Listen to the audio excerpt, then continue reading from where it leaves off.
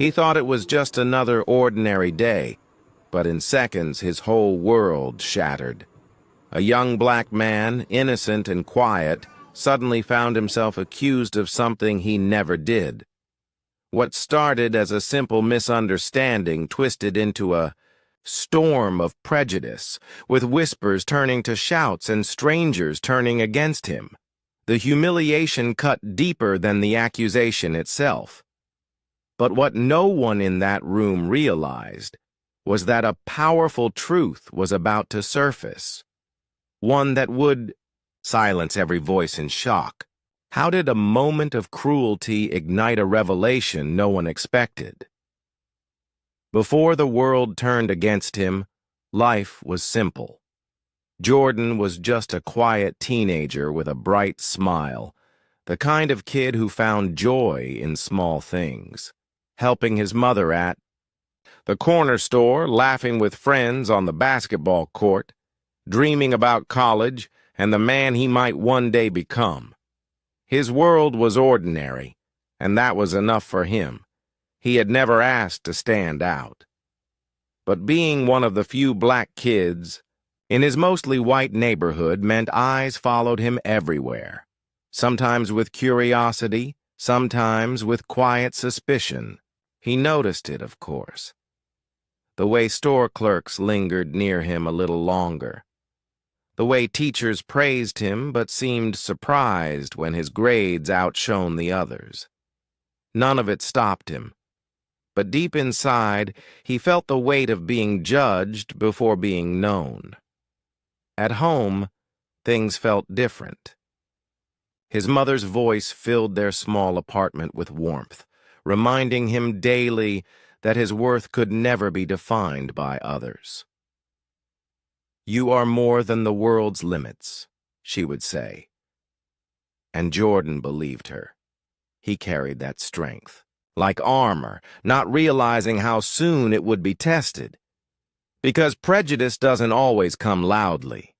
Sometimes it creeps in quietly, like a shadow waiting for the right moment to strike.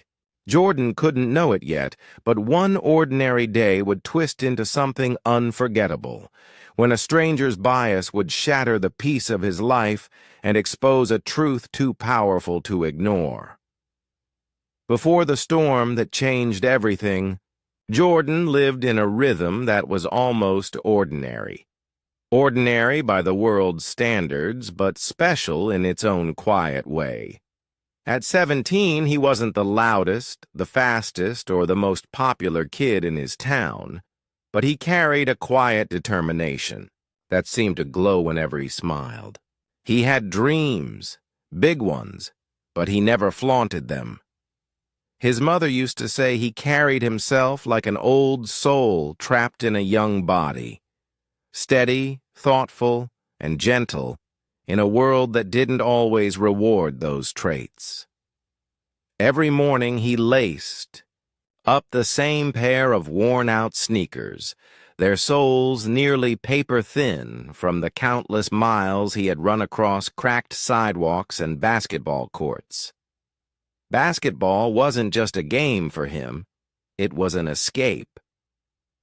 On the court, the world's judgments melted away. No one cared about the color of his skin when he made the perfect pass or landed a three-pointer. For a fleeting moment, he was just Jordan, the boy who could make the game feel effortless. At school, though, the world looked at him differently. His high school sat in the center of a suburban neighborhood where rows of houses looked almost identical. White fences, manicured lawns, and tidy porches. He was one of only a handful of black students in the entire building. To some of his classmates, he was a friend. To others, he was an outsider.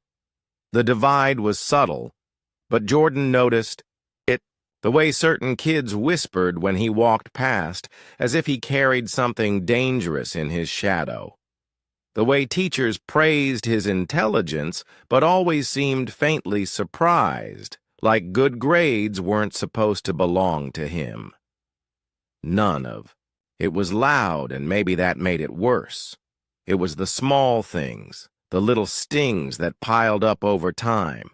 A teacher mistaking his name for the only other black boy in the class.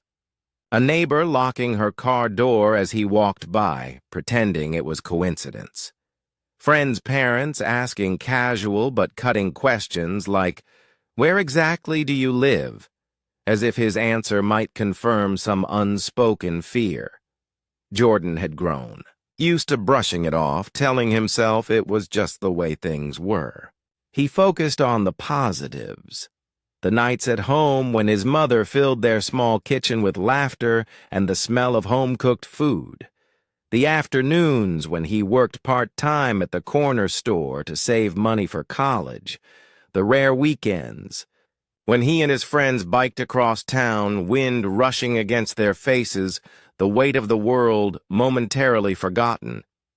His mother was the anchor that kept him steady. She worked long hours at the nursing home, but no matter how tired she was, she never failed to pour encouragement into him. She reminded him that his skin was not a burden, but a badge of resilience. "Jordan," she would say softly, resting, her hand on his shoulder, "don't let the world's limits become your own. You were born with a fire they can't put out." Her words were his armor, words he repeated to himself in moments when the world tried to make him feel small. Still, even with her strength guiding him, Jordan couldn't shake the feeling of being constantly watched. At the grocery store, clerks followed his movements down the aisles. At clothing shops, workers asked if he needed help more often than anyone else. And when he rode the bus, he could feel eyes on him, some curious, some suspicious. He tried to ignore it, to push forward, to keep believing that hard work would be enough to earn him the life he dreamed of. And he did have dreams. Jordan wanted to study law, to become someone who could fight for people who never had a voice. He admired those who stood up against injustice, who weren't afraid to challenge the system. In his notebook tucked away in his backpack, he kept scribbles of speeches he imagined himself giving one day, defending people who deserved better. In his heart, he wanted to be more than just a boy defined by stereotypes. He wanted to be proof that no label could hold him down. But the world doesn't always wait for you to be ready. Sometimes it interrupts, crashes into your life, and forces you to face its ugliest truths. For Jordan, the cracks in the surface began to spread on an ordinary afternoon, the kind of day when nothing felt remarkable. He had finished school, grabbed a snack, and was heading toward the bus stop like he always did. The sun was warm, the air calm, his thoughts drifting toward homework and weekend plans. Nothing about that day warned him that his life was about to change, because prejudice rarely announces itself. It creeps in quietly, disguised as misunderstanding, wrapped in assumptions, waiting for the moment when silence will hurt the most. Jordan couldn't have known it then, but that ordinary day would become unforgettable. A day when strangers' eyes turned cruel, when his innocence was twisted into suspicion, and when injustice would strike so hard it would leave scars that no apology could erase. And in the middle of it all, someone unexpected was watching, someone who would not stay silent. Before the storm that would shatter his peace, Jordan's life was stitched together by the small, steady rhythms of an ordinary 17-year-old. His days were simple, predictable even, but there was comfort in that. He woke each morning in a modest two-bedroom apartment on the edge of town, where the hum of traffic never really stopped, and the walls were thin enough to hear the neighbors' late-night arguments. To Jordan, those walls weren't a burden. They were home. His mother, Denise, was already gone most mornings before he woke. She worked double shifts at a nursing home, spending her days lifting patients, soothing them, wiping their tears, and holding their hands when family didn't come.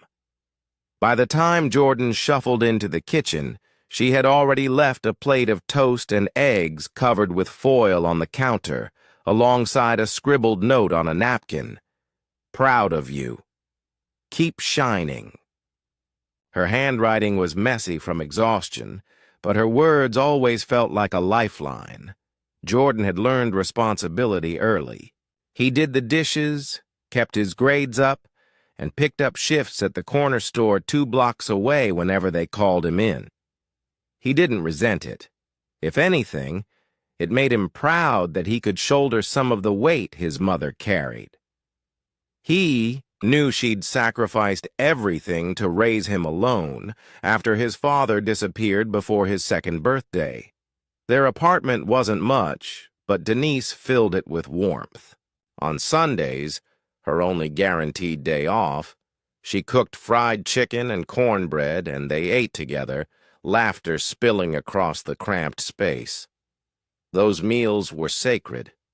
At school, Jordan stood out, but not for the reasons he wanted.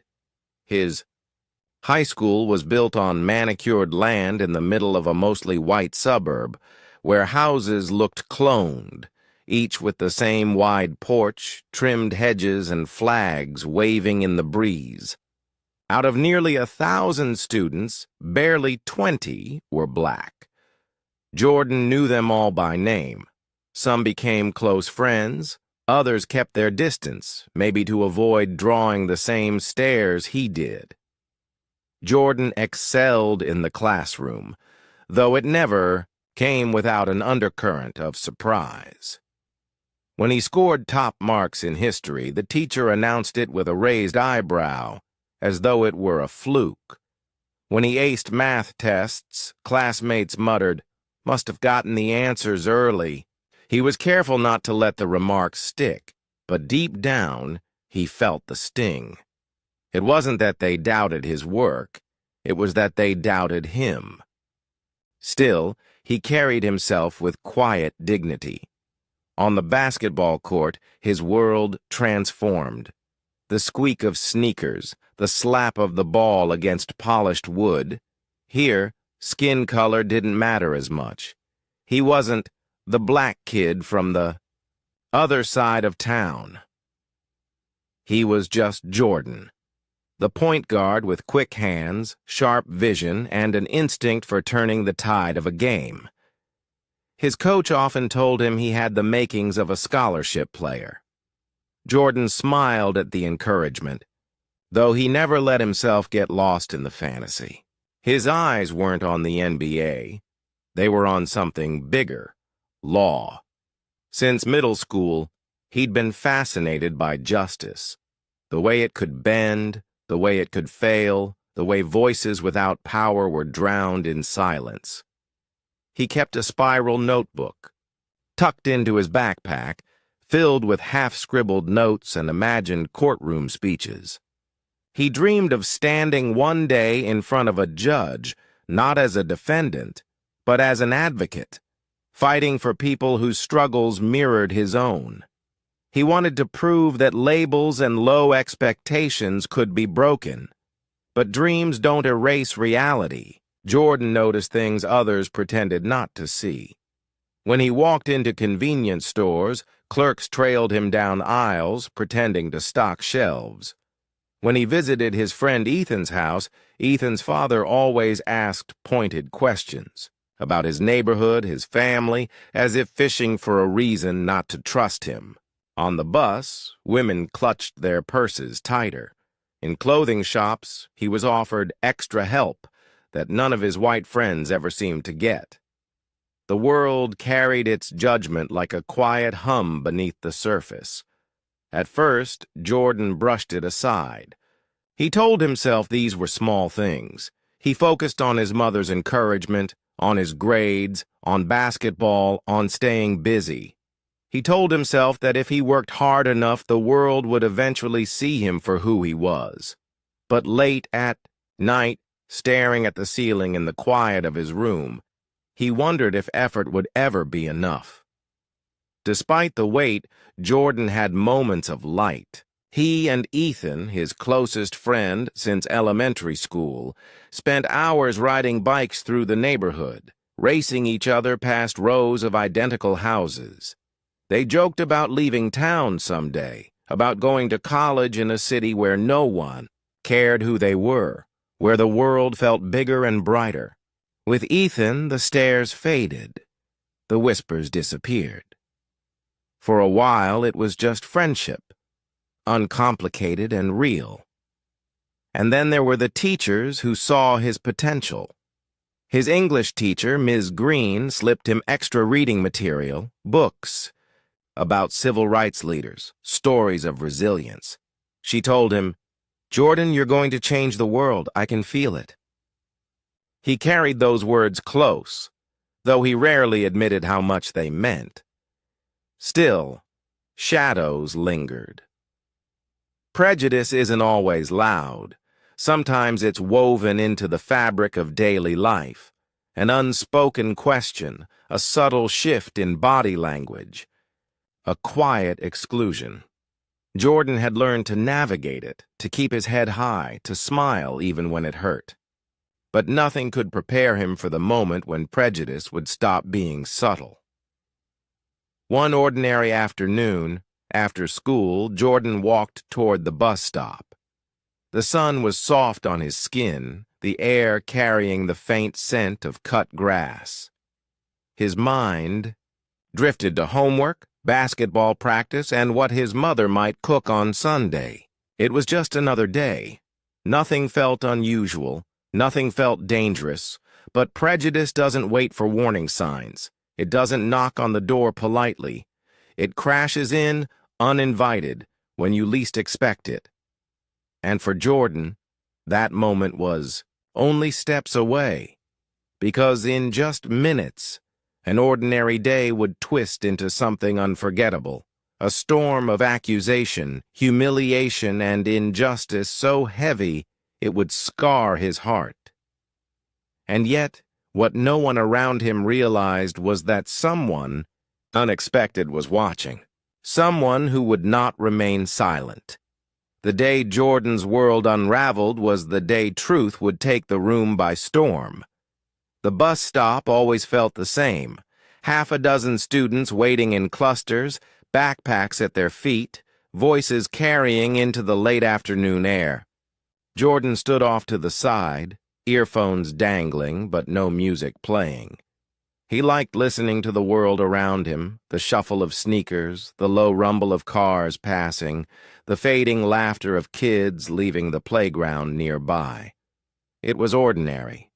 So ordinary, in fact, that Jordan never noticed the storm building just a few feet away.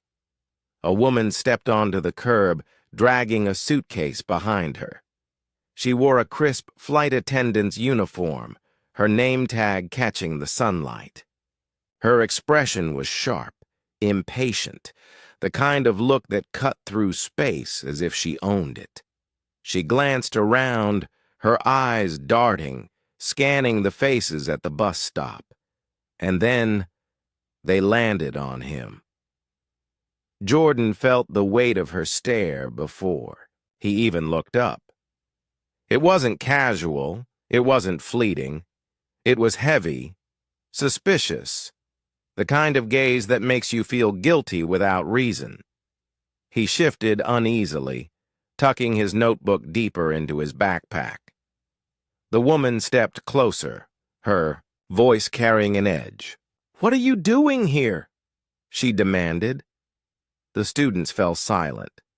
Jordan blinked, unsure if she was talking to him. "I'm waiting for the bus," he said slowly, his voice calm, careful. Her eyes narrowed. "Don't play games with me. I saw you. You were hanging around the terminal earlier, weren't you? Looking at bags that didn't belong to you." Confusion flooded him. He had been nowhere near the airport. He had come straight from school. But the woman's words carried the weight of accusation, and in seconds, Whispers rippled through the small crowd. "Is she serious?" someone muttered. Jordan raised his hands slightly, palms open as if surrendering to a crime he hadn't committed.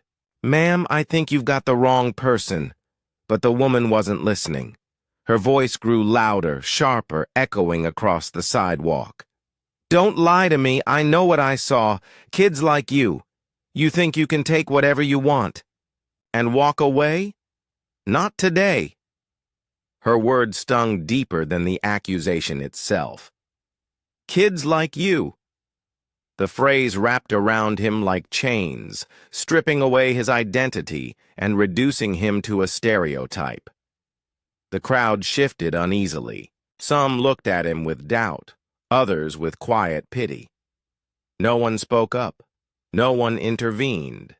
Silence, Jordan realized, could be just as violent as the accusation. His heart raced, but his voice stayed steady. "I didn't do anything." But the woman wasn't finished. She stepped closer, her face twisted with certainty. And in her fury, her hand lashed out, fist connecting with his jaw in a crack so sharp it silenced the entire street. The world blurred. Jordan staggered back, pain exploding across his face, metallic blood filling his mouth. Gasps rose from the crowd, some horrified, others frozen in disbelief. He pressed a trembling hand to his cheek, eyes wide with shock. He wanted to shout, to demand an explanation, but the words wouldn't come.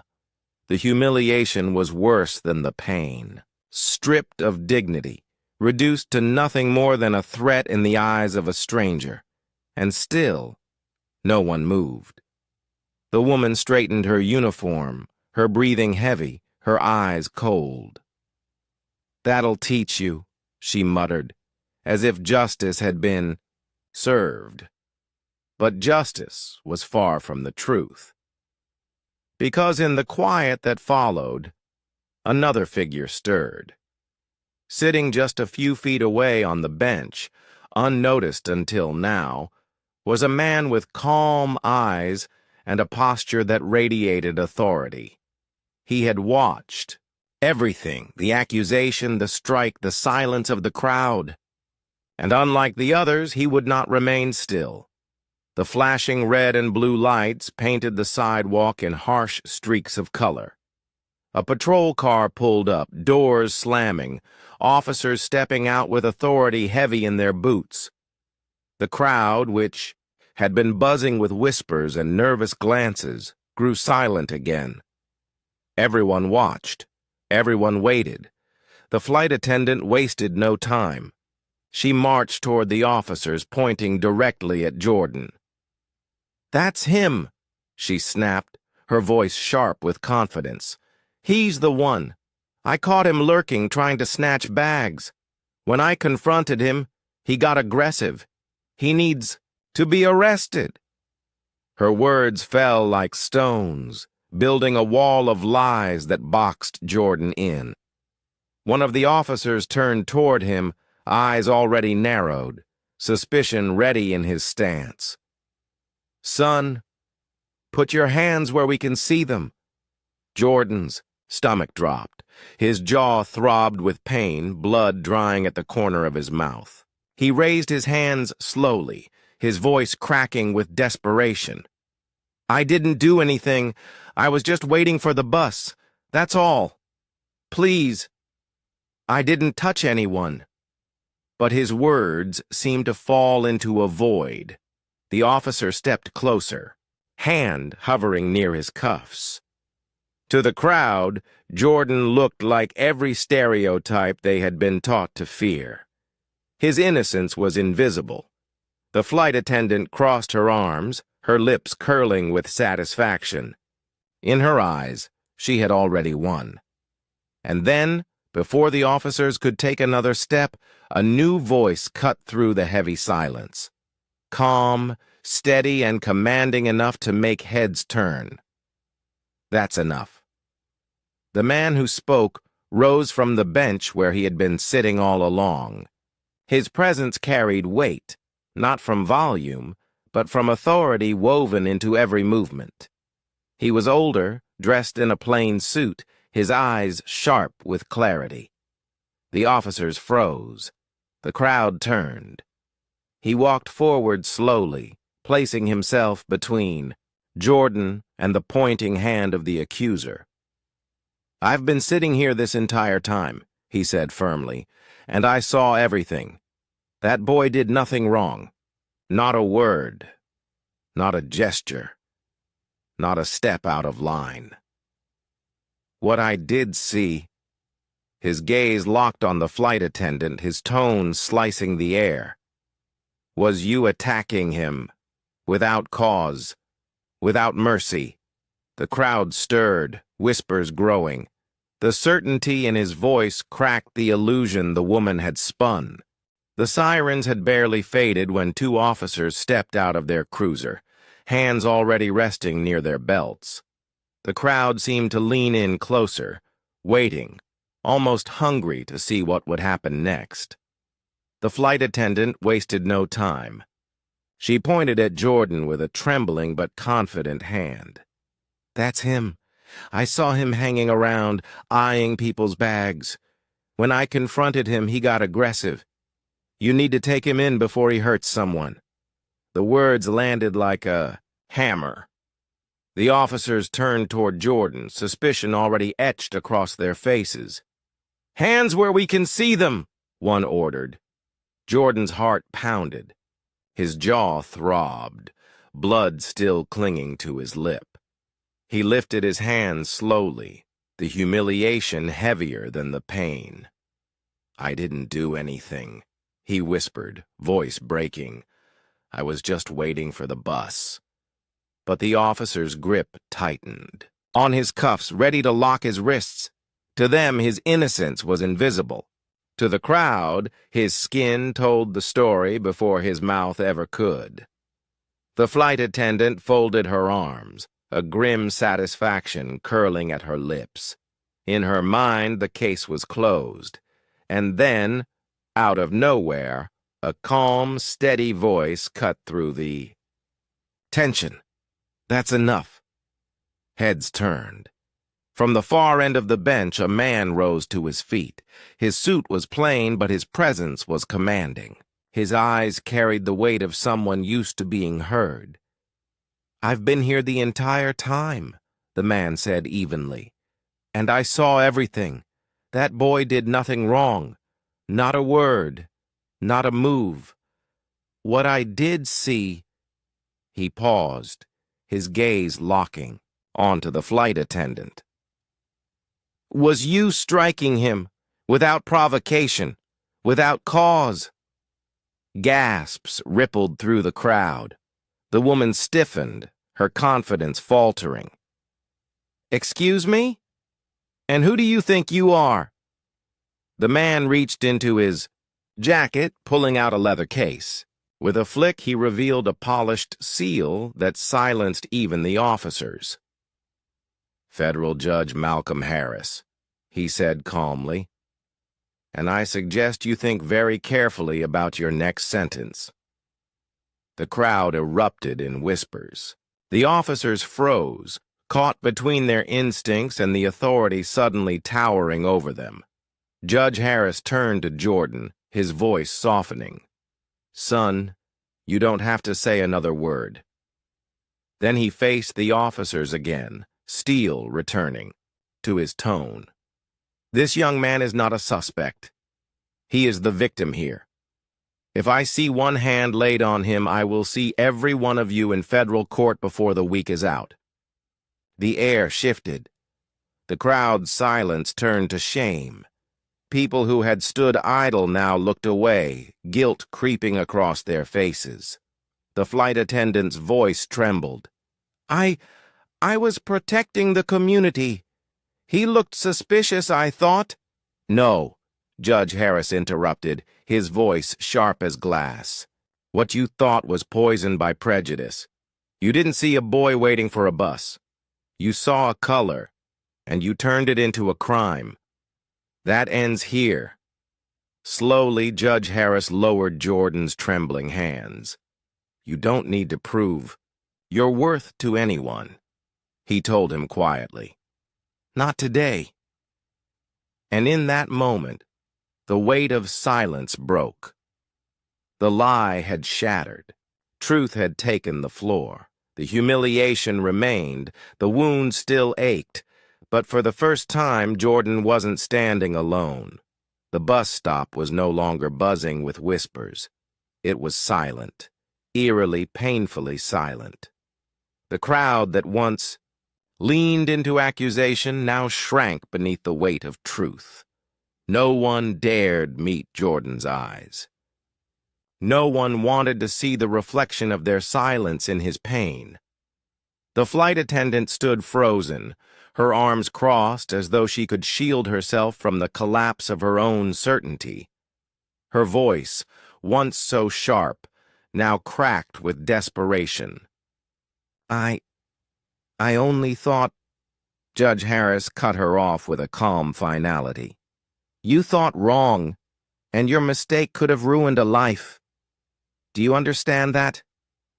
The officers shifted uncomfortably, shame replacing suspicion. One cleared his throat, mumbling an apology that sounded more like an excuse. But Judge Harris wasn't interested in excuses. His attention returned to Jordan. The boy stood with his hands still trembling, blood drying on his chin, his breath uneven. Humiliation clung to him like a second skin. Even with the judge's words shielding him, the sting of accusation burned deep. Judge Harris stepped closer, lowering his voice so only Jordan could hear.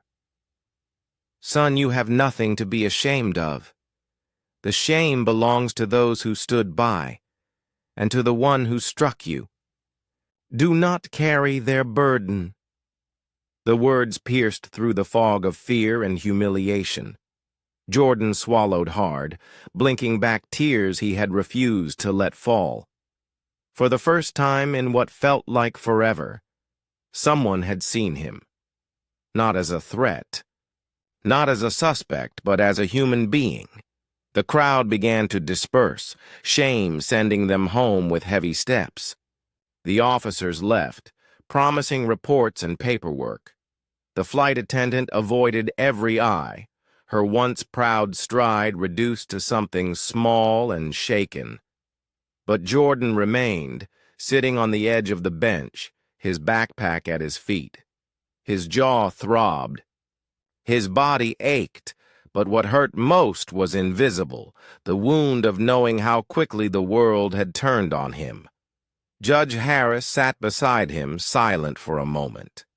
Then he spoke with the weight of a man who had spent his life in courtrooms filled with injustice.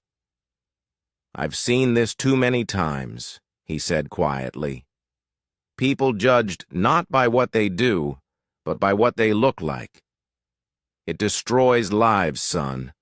But you must not let it destroy yours." Jordan nodded, unsure if he believed the words yet. But deep down, a flicker of strength returned, a reminder of his mother's voice, of the dreams he had scribbled in his notebook, of the fire that had always been there, waiting to burn brighter. As the bus finally arrived, Judge Harris rose. He gave Jordan a steady look, the kind that anchored itself in memory. "Remember this day," he said, "not because of the pain, but because of the truth that broke through it. One day you'll carry that truth farther than you know." Jordan climbed aboard the bus, sliding into a seat by the window. As the city blurred past, he pressed his forehead against the glass. The humiliation lingered, but so did something else. A spark. The knowledge that even in the darkest moment, someone had stood up for him.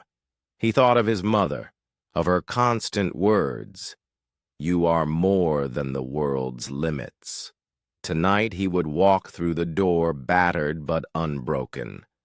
Tonight he would tell her what happened, and maybe, just maybe, he would believe her words more than ever, because prejudice had tried to break him, but it had failed. And though the wound was raw, the lesson was sharper still. Silence feeds injustice, but courage, one voice, one stand, can change everything. And so the question remains, when you see injustice unfold, will you stay silent with the crowd, or will you be the one voice strong enough to stop it?